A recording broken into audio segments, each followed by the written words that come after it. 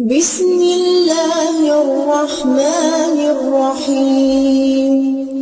السلام علیکم ورحمۃ اللہ وبرکاتہ۔ ہاں جی، سوال کیا گیا کہ عشرہ ذو الحجہ کی فضیلت کیا ہے اور ان 10 دنوں میں تکبیرات کا حکم کیا ہے، نیز تکبیرات کے مسنون الفاظ کیا ہیں۔ قد قال اللہ تبارک و تعالی فی القرآن المجید والفرقان الحمید والفجر ولیال عشر والشفع والوتر واللیل اذا یسر حل فی ذلک قسم لذی ہجر۔ قسم ہے فجر کے وقت کی اور 10 راتوں کی اور جفت اور طاق کی اور رات کی جب وہ چلتی ہے، یقیناً اس میں عقل والوں کے لیے بڑی نشانیاں ہیں۔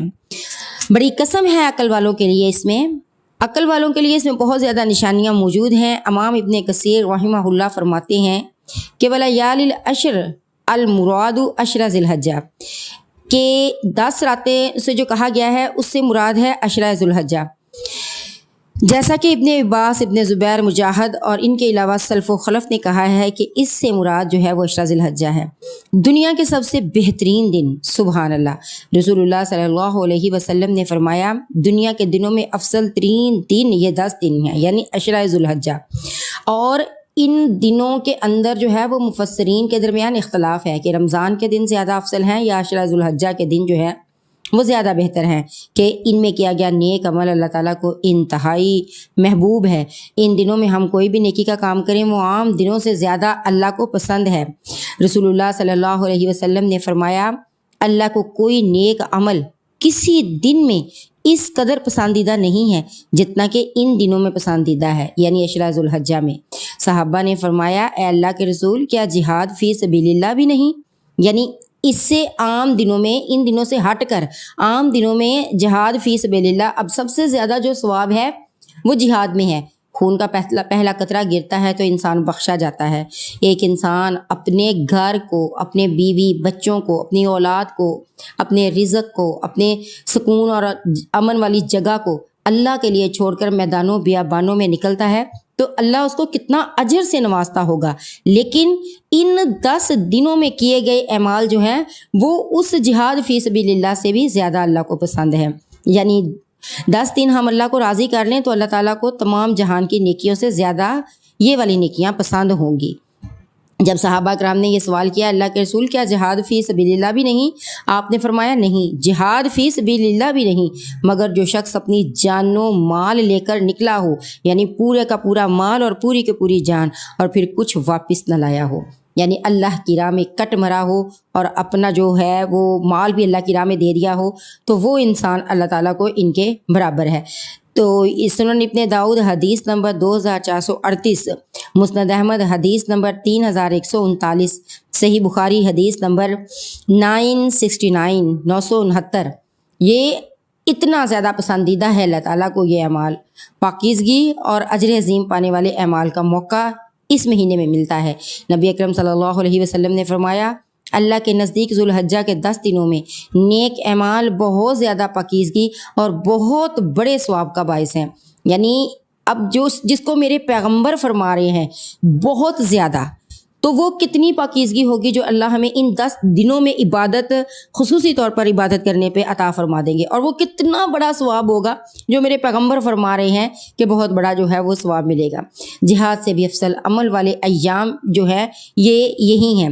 اللہ تعالیٰ کے نزدیک عشرہ ذو الحجہ کے دنوں سے بہترین کوئی دن نہیں۔ ایک آدمی نے عرض کیا اللہ کے رسول کیا یہ افضل ہے یا ان کی گنتی کے برابر اللہ کے راستے میں جہاد کرنا؟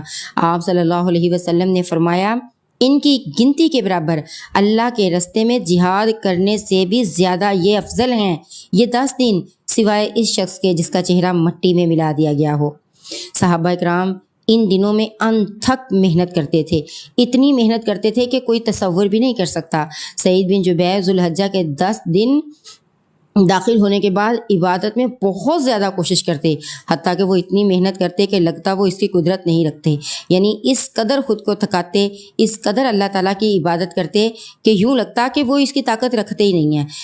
اور ہمارا طرز عمل کیا ہے؟ ان 10 دنوں میں بھی ہم اپنی جو صورتحال ہے وہ نہیں چھوڑتے۔ یہ 10 دن انتہائی جو ہے وہ معزز و مکرم دن ہے، اللہ کے نزدیک ثواب میں بہت زیادہ ہیں۔ تو ان 10 دنوں میں کثرت سے جو ہے وہ اللہ تعالیٰ کی عبادت کرنی ہے، اور ان 10 دنوں میں اللہ تعالیٰ کا ذکر جو ہے وہ زیادہ کرنا ہے۔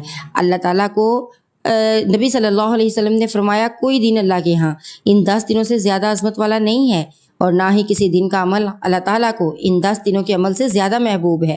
بس تم ان 10 دنوں میں کثرت سے تحلیل لا الہ الا اللہ، تکبیر اللہ اکبر اور تحمید الحمدللہ کہو۔ مسند احمد حدیث نمبر 5446۔ ابن عمر اور ابو ہریرہ رضی اللہ عنہما ان 10 دنوں میں بازار کی طرف نکل جاتے اور دونوں تکبیرات پڑھتے۔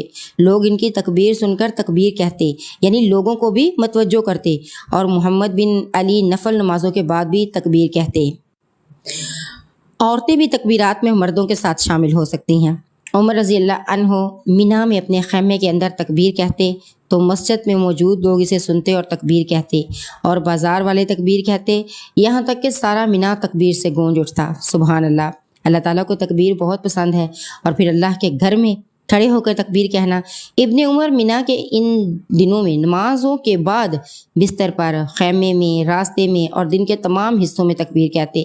میمونہ رضی اللہ عنہا یوم النحر 10 ذو الحجہ میں تکبیر کہتی تھیں، اور عورتیں عبان بن عثمان اور عمر بن عبدالعزیز کے پیچھے مسجد میں مردوں کے ساتھ تکبیر کہا کرتی تھی۔ صحیح البخاری باب التکبیر حدیث 970۔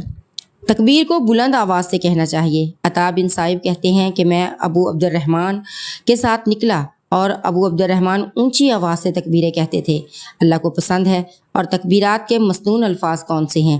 اللہ اکبر، لا الہ الا اللہ، اللہ اکبر وللہ الحمد۔